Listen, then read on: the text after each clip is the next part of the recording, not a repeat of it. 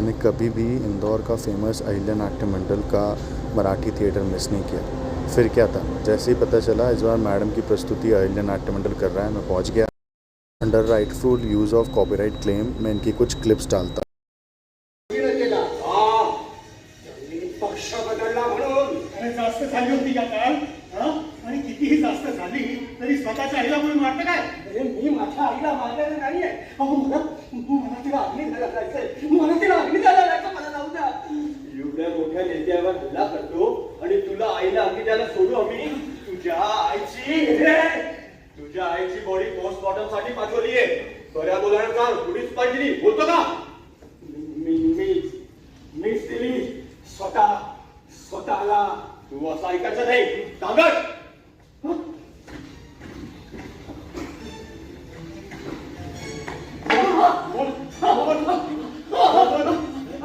मला माझ्या आईला अगदी द्यायला जायचंय. जाऊ द्या. कशाला माझ्या आईला बोलताय? जाऊ द्या. खरं सांगत नाही तो तुला मारायचं थांबणार नाही. बोल. मी खरंच बोलतोय. त्याला मी काय करू? मी खरंच बोललो. आता माझी हाड मोडू नका हो. तू लोकांचा जीव घे आणि आम्ही तुझी हाडं पण नाही मोडायची का? मग फाशी द्या ना. पण माझी हाडं मोडू नका. मी उद्या जर जिवंत राहिलो तर मग अशा मुकलेला हा स्वरूपात जगावं लागेल हो. आई शेतात 4 पाखरी पेरायची हो. सगळे पेराच्या खाली गाडी खोपऱ्याच्या डबा असा भरलेला असायचा हो.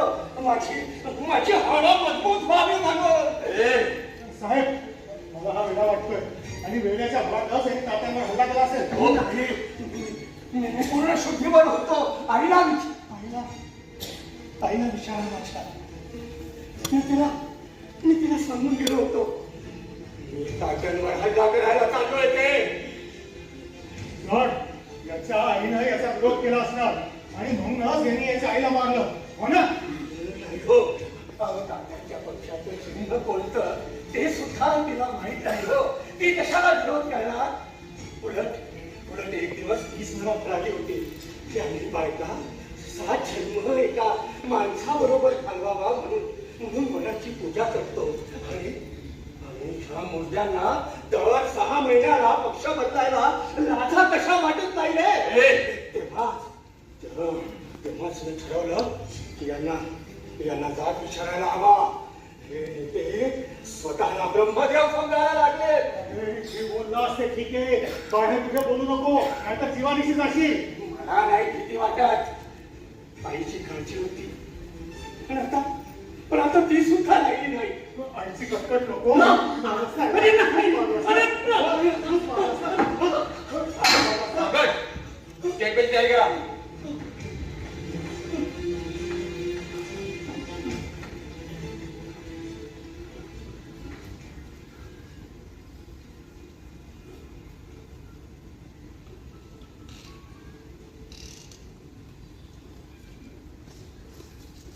वाटतो मला.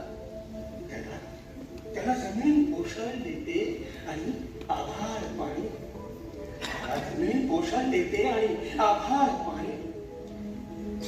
आभार नसलंच कधी तर मी आहे की त्या कुंभाचा आई आणि बाप म्हणून त्याच्या पाठीशी खंबीरपणे उभा. त्याची आई आणि त्याचा बाप.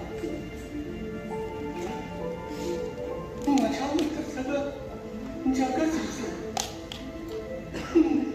माझ्यासाठी कोण आहे माझ्यासाठी?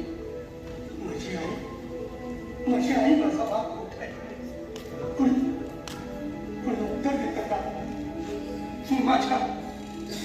माझ्या प्रश्नाचं उत्तर देतं का कोणी?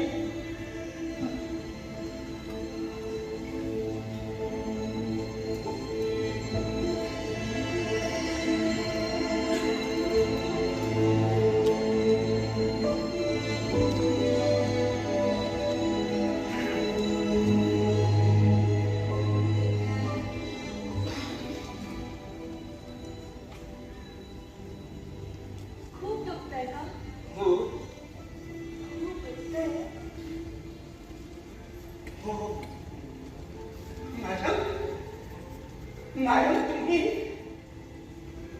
का आला इथं? अहो, तुम्ही इथं मला सोडवायला आला हे जर त्या तात्यांना समजलं तर तो तुम्हाला आणि मला जिवंत मारण्याचा प्लॅन रचला. म्हणून मला वेगळा डिक्लेअर करतोय तू हा? अरे शेतकऱ्यांचा एक साधा प्रश्न घेऊन आलो होतो मी हा? तो सुद्धा नाही सोडवला तू. खूप नाराज आहेस रे तू आमच्यावर. हे नाराज तुमच्यावर नाही तुमच्या पळकुटेपणावर नाराज आहे मी. अहो सगळं राज्य असं धुमसत आहे आणि तरीही तुम्ही शांत हा? समाजसेवक होता ना तुम्ही मग समाज विघातक कशा निघाला? कुणावर विश्वास करायचा आम्ही आणि ज्यांच्या जीवावर निवडणुका जिंकून येतात तुम्ही त्यांचाच विश्वासघात केला तुम्ही. हे बघा त्याने राजकारणात हे असं चालतच राहणार. वर्षोनविरुद्ध राजकारणात तेच चालत आलेलं आहे. कारण त्याला कोणी विरोध केला नव्हता.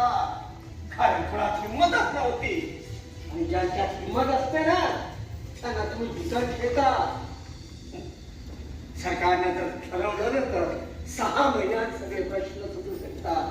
पण मूळ प्रश्नांना कुणाला हातच घालायचा नाहीये. आणि मग तेव्हा नवीन प्रश्न निर्माण झालेले असतील ना. प्रश्न कधी संपणारच नाही. नवीन प्रश्न निर्माण होतील म्हणे जुने सोडवायचेच नाही का? अहो लोकांच्या प्रश्नांचं तर सोडा. तुम्ही तुमच्या आयुष्यातले प्रश्न सुद्धा सोडवायला कुचकामी निघालात तुम्ही. अहो तुम्ही तेव्हा जर थोडी हिंमत दाखवली असती तर आज तुमची बायको जिवंत असती. तुला तोंडात येईल ती काही बनवू नको. हे असंच बोलून तू मीनाक्षीचं डोकं फिरवलंय ना. अरे तुला राज्याची एवढी काळजी होती तर तुला हे समजलं पाहिजे की आज राज्याला माझ्यासारखा आणि मीनाक्षी सारख्या नेत्याची कर्तृत्वगार नेत्याची गरज आहे. तुझ्यासारख्या विकृत मानसिकतेच्या लोकांची नाही. तुम्हा लोकांना हवी आहे फक्त हिंसा हिंसा आणि हिंसा. 2 राज्यात 2 माणसात 2 धर्मांमध्ये 2 जातींमध्ये हिंसा. अच्छा अरे वा.